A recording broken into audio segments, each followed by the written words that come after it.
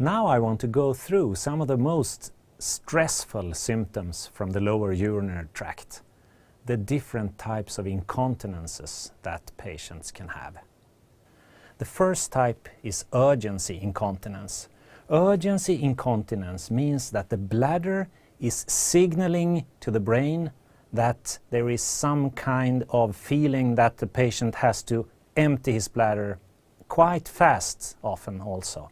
And this is called urgency, as you remember. So the bladder signals urgency, and the brain cannot tell the lower urinary tract to keep the urine in the bladder. Instead, there will be a following leakage of a few drops or a couple of milliliters usually after the feeling and sensation of urgency.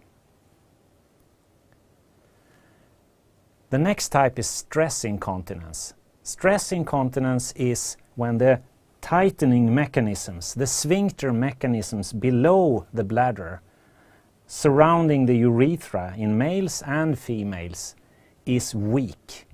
When the muscular power within these systems is too weak, then there will be leakage when the pressure within the abdomen increases. For example, during exercise, heavy lifting, laughing, and so on.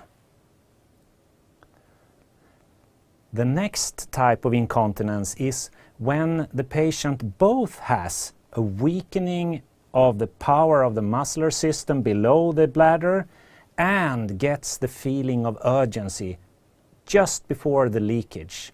That is called mixed incontinence. The fourth type of incontinence is overflow incontinence. That means that there is some kind of dysfunction in the lower urinary tract, making the bladder unable to contract and expel the urine. If it is full with urine and cannot contract, then there will be at one time during this situation, the pressure within the bladder will overcome the pressure within the urethra, and then there will be a sudden leakage, usually quite small leakage to the outside, and quite frequent. That is a typical situation where the patient has overflow incontinence, a very serious symptom from the lower urinary tract.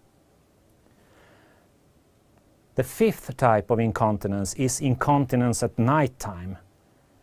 Incontinence at nighttime is called enuresis. The last type of incontinence I want to mention is post-micturition dribbling, a symptom that belongs to the post-micturition symptom group in Lutz.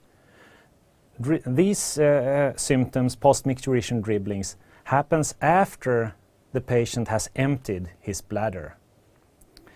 It is more common in males than females due to the fact that males have a longer urethra. The reason for post-micturition dribbling is that there will still be some drops of urine in the urethra after emptying of the bladder.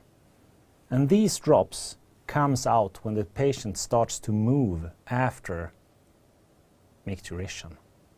That is post-micturition dribbling.